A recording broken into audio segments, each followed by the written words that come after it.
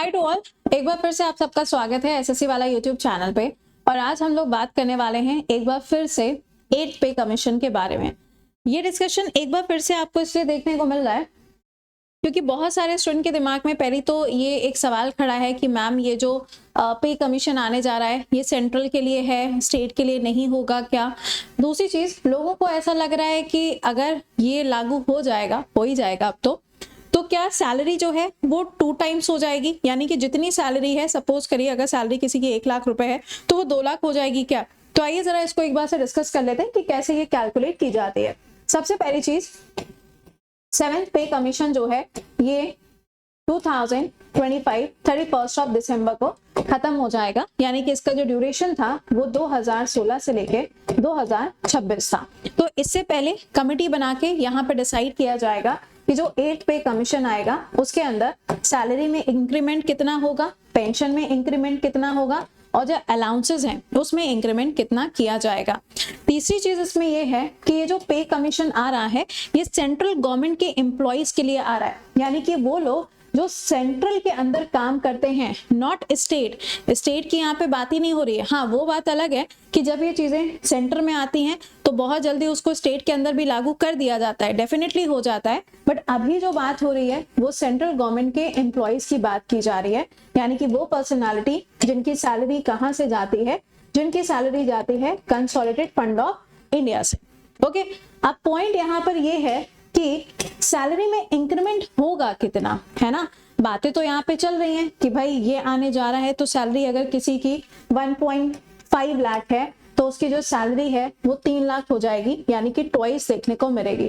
तो इसके लिए एक शब्द होता है, एक टर्म होता है, मैंने आपको सुबह करंट अफेयर्स के क्लास में भी उसके बारे में बताया था, एक बार फिर से आपको यहाँ पे बताते हैं कि ये टर्म क्या है। टर्म होता है फिटमैन फैक्टर। क्या है? Fitment factor. ये जो फिटमेंट फैक्टर होता है ये सरकार के द्वारा डिसाइड किया जाता है कि फिटमेंट फैक्टर कितना रखा जाएगा।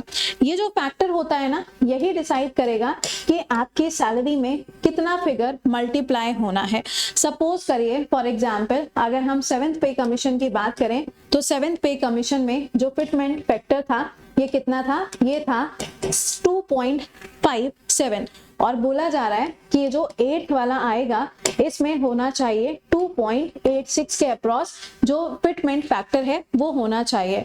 तो अभी इतना है।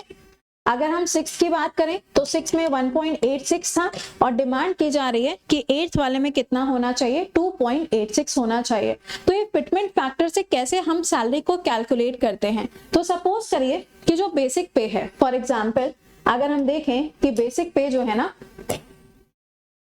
तो उसको कैलकुलेट करने के लिए पहले तो ये जानना जरूरी है कि हमारे यहाँ पे जो सैलरी स्ट्रक्चर होता है उसमें आपको अलग अलग लेवल्स देखने को मिलते हैं। तो सैलरी में आप देखोगे तो टोटल आपको 18 लेवल देखने को मिलते हैं, जिसमें लेवल 1 जो होता है वो आपका लोवेस्ट सैलरी होता है।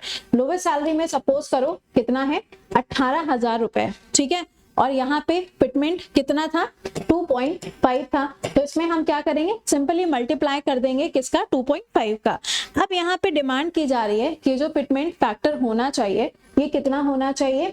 2.86 होना चाहिए, यानी कि जितनी भी सैलरी है उसमें कितना मल्टीप्लाई होगा? 2.86 को मल्टीप्लाई किया जाएगा। तो अगर इस हिसाब से देखा जाए, अगर सपोज करिए इतना ही यहाँ पर फिटमेंट फैक्टर रखा जाता है तो सैलरी में अप्रॉक्स 180% से ज्यादा का हाइक आपको देखने को मिलेगा।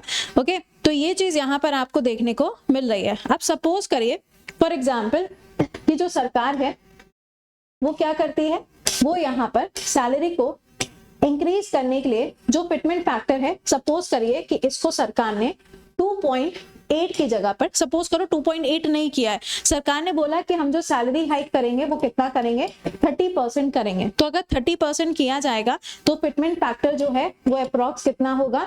2.08 हो जाएगा। अब इसके साथ में जो बेसिक पे है उसको हम क्या करेंगे? मल्टीप्लाई कर देंगे और यहाँ से आपकी जो वैल्यू है वो निकल के आ जाएगी, ठीक है। अब यहाँ पे जो बेसिक पे होती है, जो बेसिक सैलरी होती है उसके ऊपर आप देखोगे एचआरए भी जुड़ता है, डीए भी जुड़ता है और उसके बाद में आपकी जो टोटल सैलरी निकल के आती है उसको रखा जाता है। तो सपोज करो कि अगर यहाँ पे ये जो फैक्टर है अगर ये इतना होता है 2.86 हो जाता है तो जो आपकी सैलरी है वो 2 लाख के ऊपर चली जाएगी। इसलिए बोला जा रहा है कि सैलरी जो है वो डबल होने के चांसेस हैं। बट अभी ऐसा सरकार ने बोला नहीं है कि हम इसको इतना रखेंगे या इसको 1.09 रखेंगे या इसको हम 2 रखेंगे, अभी ऐसा कुछ भी नहीं बताया गया। इसीलिए क्या हो रहा है, कमिटी को फॉर्म किया गया, कमिटी यहाँ पे अपने रिकमेंडेशंस देगी, फिर सरकार डिसाइड करेगी कि इनको कितना परसेंटेज हाइक देना है। उस हिसाब से फिटमेंट फैक्टर जो है उसे कैलकुलेट किया जाएगा और उस फिगर को जो बेसिक पे है उससे मल्टीप्लाई कर दिया जाएगा।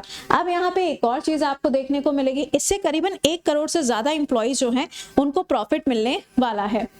वो आपके प्रेजेंट टाइम के वर्कर्स भी हो सकते हैं, पेंशनर्स भी हो सकते हैं, उन दोनों को इंक्लूड करके 1 करोड़ से ज्यादा है जिनको यहाँ पे क्या होगा, प्रॉफिट मिलेगा।